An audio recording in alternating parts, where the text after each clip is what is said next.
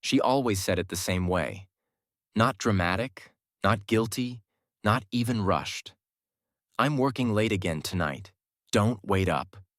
And every time she said it, I acted like it was nothing, like it was normal, like I was the kind of boyfriend who trusted his girlfriend and didn't need constant reassurance, because that's who I wanted to be.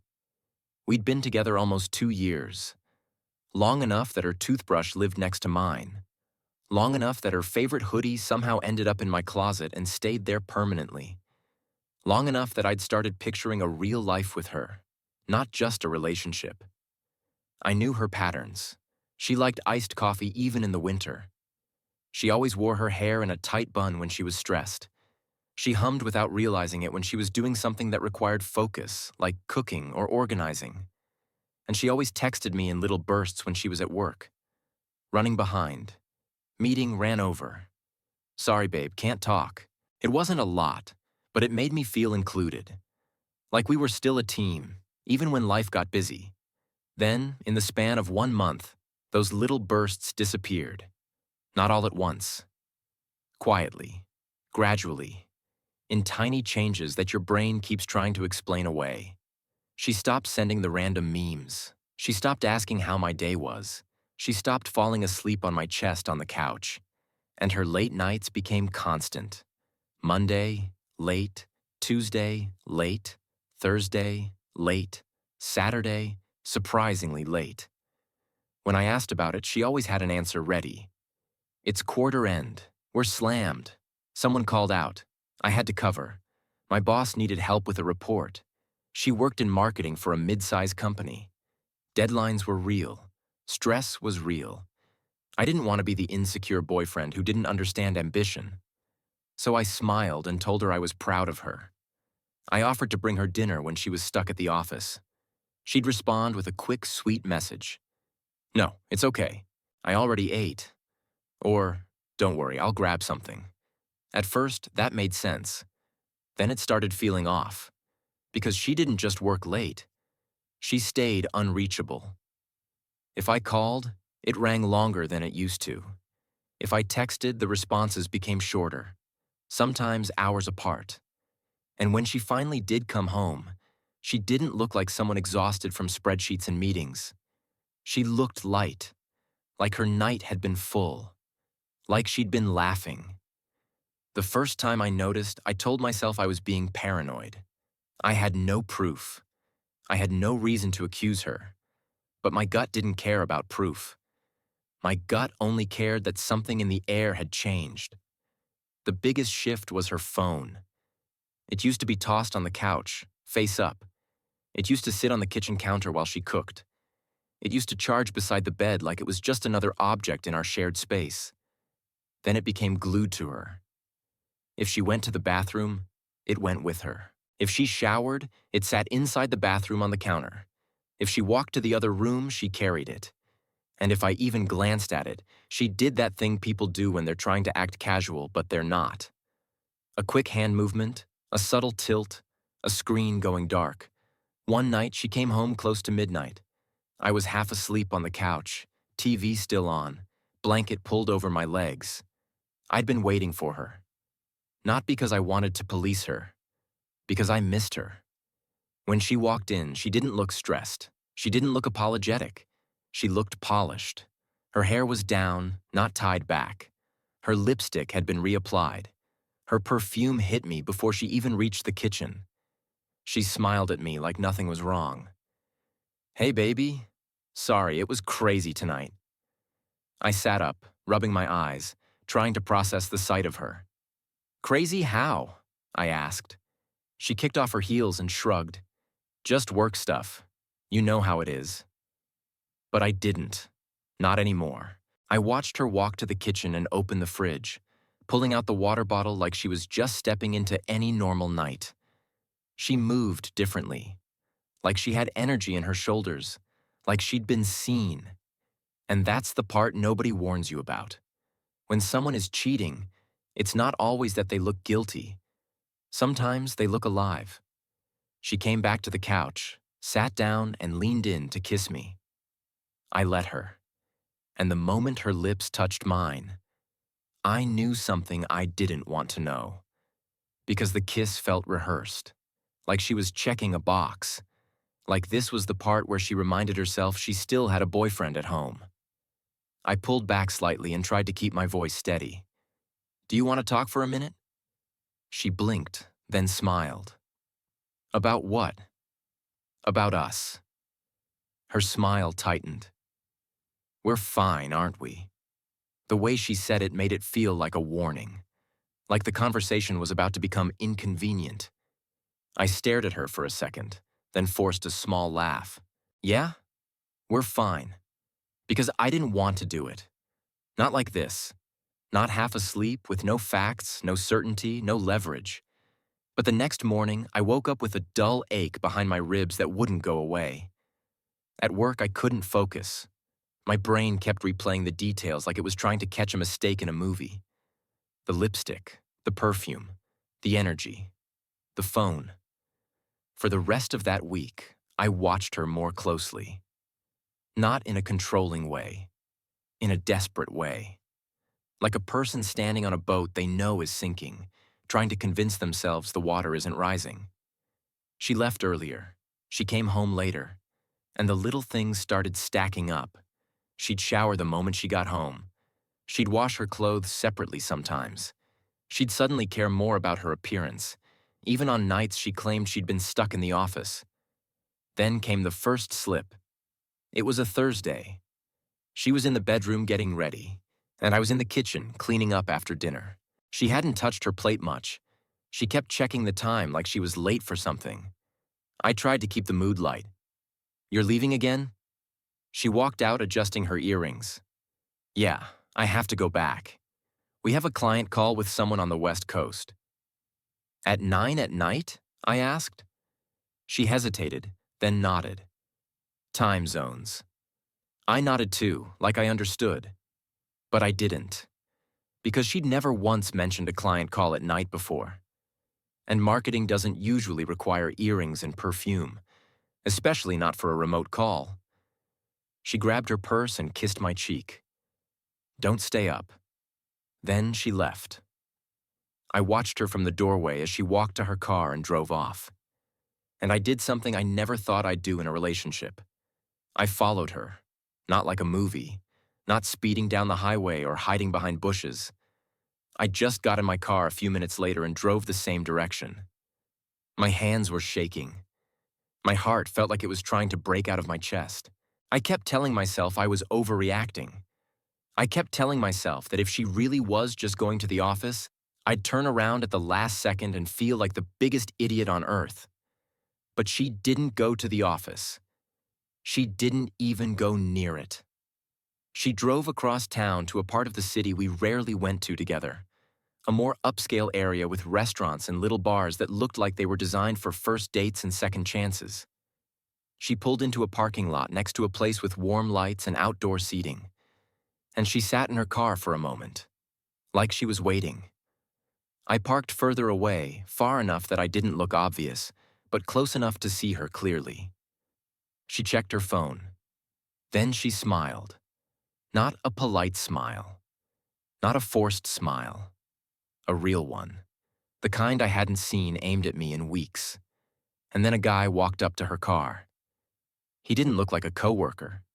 He looked relaxed, confident, like he belonged in that space. He opened the passenger door and slid in beside her like he'd done it before. And she laughed. She leaned toward him, and even through the windshield I could see the familiarity, the comfort, the ease. Like I was the outsider now. They sat for a second, talking, smiling. Then they got out together. And she touched his arm as they walked into the restaurant. Not a bump, not an accidental brush, a deliberate touch, a claim. My stomach dropped so hard I thought I might throw up in my car. I sat there gripping the steering wheel until my fingers hurt. For a full minute, I didn't move, because my brain kept trying to fix the image. Maybe it was a coworker. Maybe it was a client. Maybe it was a friend. But I knew the truth the moment she laughed, because that laugh wasn't professional. That laugh was personal. That laugh belonged to someone who was already halfway gone. I didn't storm into the restaurant. I didn't make a scene. I didn't do anything that would have given her the satisfaction of calling me crazy. Instead, I drove home like my body was on autopilot.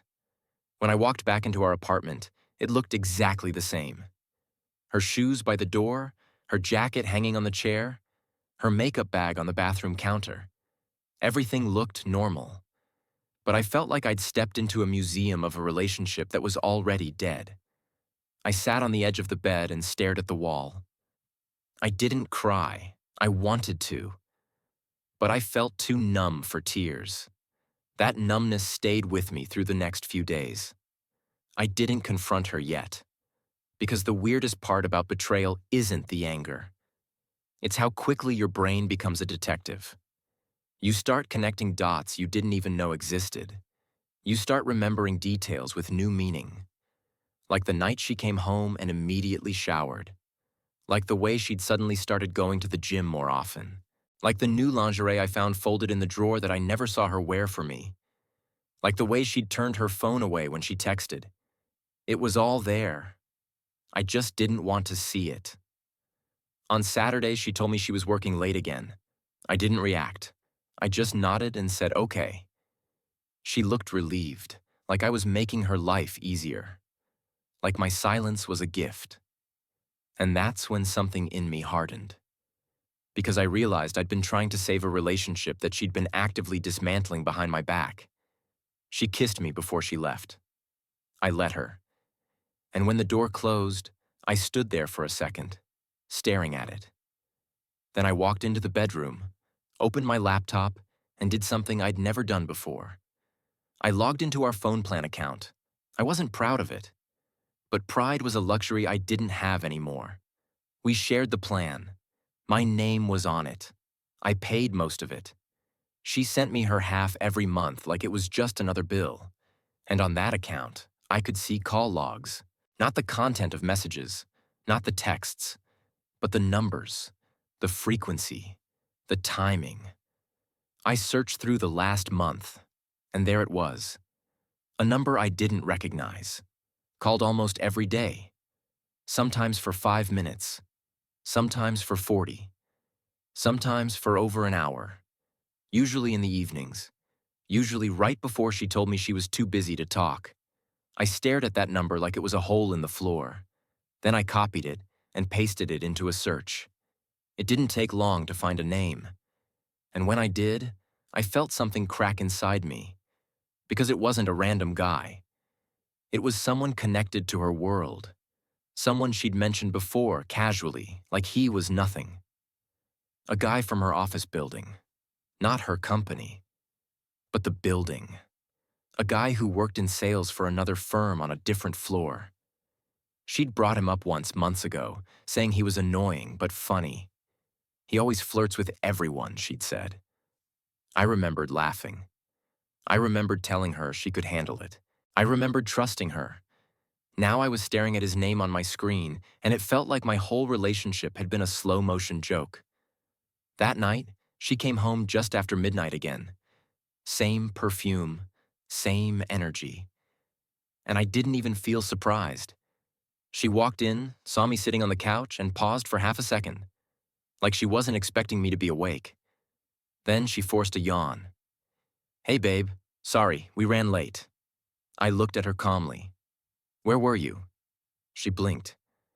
At work, I told you. I nodded slowly. Do you like him? Her expression shifted just slightly. What? Do you like him? I repeated, voice still level. Her shoulders tensed. What are you talking about? I stared at her and waited. She swallowed. You're being weird. No, I'm being awake, I said. That's the problem. She shook her head and let out a laugh that didn't sound real. I don't have time for this. I'm exhausted. Then she walked past me toward the bedroom, and something about that casual dismissal hit me harder than the evidence. Because she wasn't even scared. She wasn't even worried. She assumed I'd stay. She assumed my love was permanent, no matter what she did. So I followed her into the bedroom. Not yelling, not storming, just walking. She was pulling off her earrings when I spoke again. I know you're not working late. She froze for a second. Then she turned to me with a look that was half irritation, half boredom. And? That one word told me everything. Not denial, not guilt, just annoyance that I'd finally noticed. My chest felt tight, but my voice stayed calm. How long? She stared at me like I was making her do a chore. It's not like that, she said. I almost laughed, because it always starts with that sentence. Not like what? I asked. She rolled her eyes. I didn't plan it. It just happened. I've been stressed and you've been distant. Distant. That word made me want to scream. I worked. I paid bills. I cooked dinner. I asked about her day. I offered support. But in her story, I was distant, because it made her choices easier to justify. I nodded slowly. So you're seeing him. She looked away. I don't know what you want me to say. I want the truth. She exhaled. Fine. Yes, I've been talking to someone. Talking. I stared at her. You don't put on perfume and lipstick to talk. Her jaw tightened. Can you stop acting like I'm the villain? You don't understand what it's been like. And that's when I realized something that settled over me like ice. She wasn't sorry. She was offended that I didn't accept it quietly. She wanted to cheat and still have me as the stable base, the safe place, the guy who waited up. And I wasn't going to be that anymore. I didn't shout. I didn't cry. I didn't beg. I just looked at her for a long moment and said the only thing that mattered. Okay. She blinked, confused. Okay? Yeah, I said. Okay. Then I turned and walked out of the bedroom. She followed me, voice sharp. What does that mean? It means you don't have to work late anymore, I said. Her face tightened. Don't be dramatic. There it was again. That same attempt to rewrite reality, to make me the problem. I walked to the closet and pulled out a bag. She stood in the doorway watching me like I was putting on a show. What are you doing? She asked. I didn't answer right away. I grabbed the hoodie she loved, the clothes she'd left here, the things that had become part of my space. And I started packing them. Her voice rose. Are you seriously doing this right now? Yes. She stepped forward, suddenly anxious. We can talk about this. We just did. No, like really talk, she said, as if the first truth didn't count.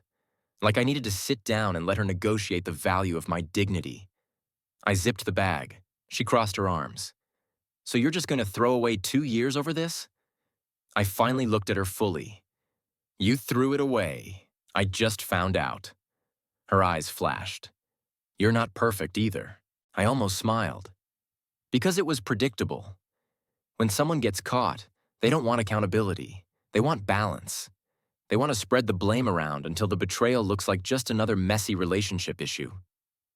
I didn't play. I picked up the bag, walked past her, and placed it by the front door. Then I went back and grabbed another.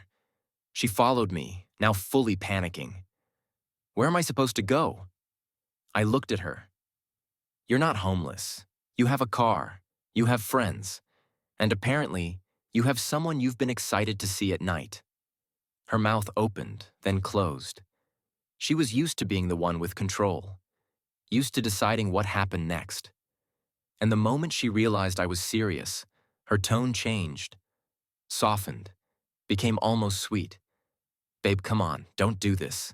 It was a mistake. I stared at her for a second. No, a mistake is spilling coffee. This was a choice you made over and over.